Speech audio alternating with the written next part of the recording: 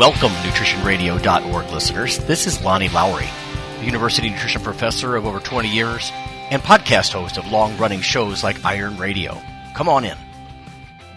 Monday Market News from the food world. Hey, everybody. Well, we've got another rabbit hole this week. This time it's about plastics in the food supply, microplastics and even nanoplastics to some extent. This started because of a recent podcast. I'm a member of the Institute of Food Technologists, the IFT, and they have a podcast called Side Dish, and the title was Plastics on Your Plate, exploring the effects of micro and nanoplastics on our health and food. Now, I came away from this feeling a bit frustrated, like it was unsatisfying. Not that the host didn't do a good job, Bruce Perkin, or the guest speakers from University of Surrey and Rutgers, but we just don't know enough in relation to the huge increase in plastic production. So we're talking about something that's gone up and up over the last maybe 70 years, 7 decades. I think it really kicked up in the 1950s. We'll get to that. We have consumer interest and concern growing at the same time that the plastics industry is just growing. So it's almost like there should be an inverse relationship. Maybe they should be toning back a little bit, or maybe all this consumer concern should count for something. And I think it does, but again, rabbit hole, so here we go. I started, like the nerd I am, by digging in the peer-reviewed literature. So I found a paper by Blackburn and Green. This is from the journal Ambio. I think it's a Swedish organization that puts this out. A couple of UK researchers, Blackburn and Green, the potential effects of microplastics on human health, what is known and what is unknown. And that's, again, the frustrating part. I don't think we know nearly enough to make really concrete conclusions, although I will say this. We're going to end today with a little tidbit from Consumer Reports that I think gives a pretty straightforward way to reduce plastic in your world, ingested and otherwise.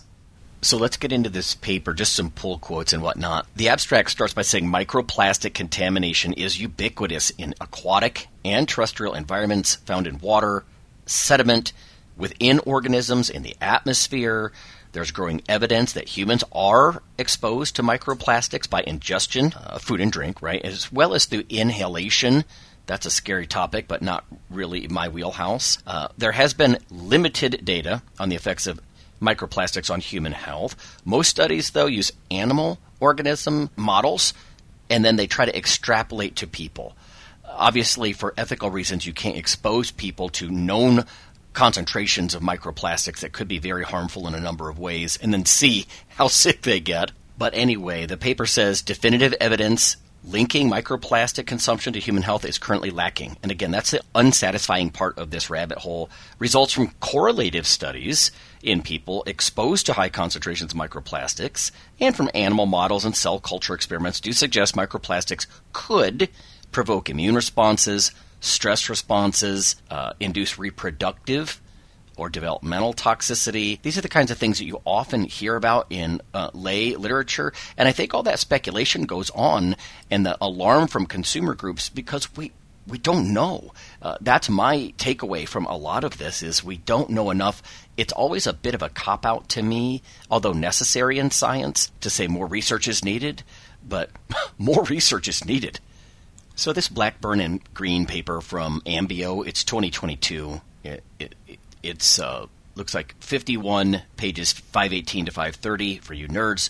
But they start with basics that macroplastics are more than 5 millimeters in size. That's not what we're talking about here. We're talking about microplastics. They're not as obvious to the naked eye. And these particles are less than 5 millimeters in size, of course, but greater than 1 micrometer in size. Once you get smaller than a micrometer, now we're starting to look into the nanoplastics realm, and there's even less known about that sort of thing. Those are more concerning in some ways because they're probably more likely to cross the intestinal barrier and be taken up, absorbed into the bloodstream along with nutrients and everything else. According to this paper, microplastics are the most abundant form of solid waste on Earth. Yikes. And we've got sort of a dichotomous relationship or a hierarchical relationship. There's this diversion. There's primary microplastics, and those are originally made to be micronized. They're usually used in things like cosmetic products and that sort of thing. And then there are secondary microplastics, and that category refers to those that have been broken down by photo degradation, so light hits it, breaks it down, mechanical weathering, sort of ground down into finer and finer particles. In agreement with the podcast and other things that I've seen, a lot of the attention has been on the aquatic environment. For example, here it talks about sea ice cores, and you can find microplastics there. It says 67% of the particles were within the smallest detectable class size of 11 micrometers, and that's from a specific reference, Pekin et al. 2018. And it's kind of up for debate whether the smaller, closer to nano-size particles are worse or better, and there's lots of references in this paper to zebrafish, shellfish, and again, this is in line with what I'm hearing elsewhere as far as do these things bioaccumulate and then harm the animal? Would it harm the shellfish market, for example? And then is there enough there to harm people, not just in the concentrations right now, but do these things bioaccumulate in people over time? As far as food sources, this paper says a review of microplastics looking at commercial salt for human consumption found it in 128 brands of salt from 38 countries, so that seems to be a problem where you actually see it in salt products. Bottled drinking water, apparently mostly from the caps. It could be from grinding when you open the cap. I don't know if it just leaches from the cap, but caps on bottled water, also found in beer, energy drinks, other soft drinks, even within the flesh of fruits and vegetables, according to Oliveri Conti and colleagues in 2020. So it's pretty, again, ubiquitous. It's not like we can just go back to 1940 and not use any plastics. That doesn't mean that we can't reuse, recycle, and that sort of thing and reduce our exposure. But if you think you could completely eliminate all plastics, you've got to think that through a little bit more. One of the things that makes this such a challenge is plastic isn't just one thing. There's lots of plastic types and additives to the plastics to make them more flexible or more rigid. Things adhere to plastics, and then the plastics work like a vector and transport it into your body where it could be released. Things that could hurt your gut microbiome, for example, various kinds of toxins. And by that, I could just offer a quote here. There is evidence to suggest that the additives, such as dyes or plasticizers, could cause toxicity, carcinogenicity, and mutagenicity. None of that sounds good. It says phthalates are commonly used as plasticizers to add flexibility. Over 80% of plasticizers used worldwide are phthalates. They've been found in human urine and breast milk. There's some association, at least, between phthalates and the occurrence of asthma and allergies, shorter pregnancy duration. It does talk about monitoring of human tissues and bodily fluids and how that allows to see what concentrations of the contaminants might be present here. And again, they just have this sort of list of different additives, BPA, phthalates, styrene. They're present in humans. Now, there has been a few studies on the effects of microplastics and their additives and what they might do as far as toxicity on a cell level. It says human cerebral and epithelial cells were exposed to different levels of contaminants and showed oxidative stress. No reduction in cell viability. It's not like the cells just rolled over and died. It says additional study found that direct contact of polypropylene MPs, microplastics, with human cells could induce productions in cytokines and histamines. So these are inflammatory types of things or even catabolic types of things. And that's just more directly related to the plastics themselves. There are these secondary toxins, persistent organic pollutants that have been shown to be readily absorbed by these microplastics. That's sort of scary. Microplastics also interact with heavy metals. They can also adsorb or sort of bond with pesticides. There's also been work with antibiotics and estrogens. It says adsorption kinetics have been studied with steroid hormones, although in less depth. It's been found that 17-beta-estradiol, for example, will readily absorb to microplastics, according to Liu and colleagues, 2020. Again, trying to get you some stuff from the last couple of years. And the paper sort of winds down with ingestion information about sheer amounts. It says, an evaluation of the number of microplastics consumed from the average intake of food found that average annual consumption was in the range of 39,000 to 52,000 particles. That's Cox 2019. If you included water intake from only bottled water, then an individual could be ingesting a further 90,000 particles compared to 40,000 particles if they use tap water. So avoiding bottles of water seems to be helpful as far as reducing the number of particles you consume.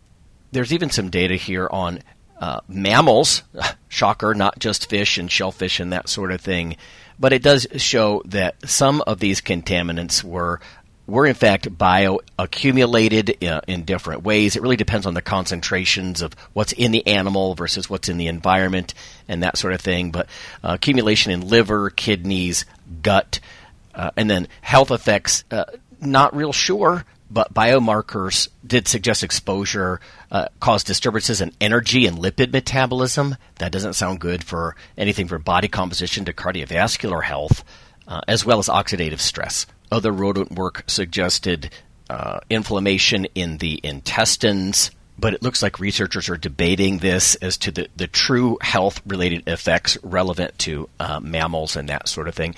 I do want to say quickly, before I get to the Consumer Reports piece, even prosthetics. So if you've had a joint replacement, there's some disturbing stuff in this paper on how microplastics generated just by wear and tear, if you will, on these joint replacements. They found metallic and polyethylene particles in postmortems from 29 patients. 68% had polyethylene particles in para-aortic lymph nodes, and 14% of the 29 patients in the liver and spleen. And after this whole review of the plastics and additives and contaminants of what they might bring with them, including bacterial hitchhikers that could interact badly with your intestines and that sort of thing, that there's still a dearth of data on the direct human health implications. But having said that, if you want to reduce plastic intake, here are some quick whirlwind things from the Consumer Reports piece. It starts off by referring to this disturbing visual of ingesting a credit card worth of plastic every week. Yikes. So if you want to reduce that kind of thing, it's about 5 grams as I understand it. Or put another way, the average American eats, drinks, and breathes in more than 74,000 microplastic particles every year. It's interesting just to get your head around some of these units, right, in the tens of thousands that you're trying to reduce. This is a great piece, though. I suggest you go check it out. Consumer Reports, How to Eat Less Plastic. It's a very straightforward title. A couple of do's and don'ts for you. Do drink tap water, not bottled water. I think we addressed that in that Blackburn and Green paper. Do heat food in or on the stove or by microwaving in glass. This is something my mom has fussed to me about in the past, especially when I was on site, more so in the corporate world. I would nuke those steam bags of vegetables. It was the only way I was getting vegetables in me. I did it probably, 4 days a week. And I'd rather not have done that. But when you can do something in 4 or 5 minutes instead of 20, they know they've got you. Anyway, if you have the time, heat food in or on the stove or by microwave in glass. Don't microwave in plastic. Buy and store food in glass, silicone, or foil. That's something else my mom does. It's that wisdom of someone being born before the 1950s. Store it in foil might be better than storing things in plastic. Do eat fresh food as much as possible, not processed food wrapped in plastic. That should be an easy one for a lot of nutrition radio listeners. Vacuum regularly. This is not nutrition, but it's kind of scary when you think about these, especially the fiber shape of these microplastics, even worse than some other kinds for kind of penetrating down into your lungs and getting in your tissues when you inhale and that sort of thing. So vacuuming, don't let things get dusty. Not throwing away every piece of plastic cookware or storage in your house, but as they break, replace them with metal or glass could be a better choice in trying to reduce your overall exposure. So we've gone over in this rabbit hole, but it was something that I wanted to address. Leave a comment if you want on YouTube. You can follow and find at Lawnman07 on YouTube. Or please leave a comment on Apple, on iTunes. Really helps us out. I appreciate the people who've been doing that. Anyway, that's going to be it, and we'll see you later. The NutritionRadio.org podcast is for informational purposes only. If you're interested in starting a diet or exercise program, check with your physician, nutritionist, or qualified exercise physiologist in order to make the progress that you need.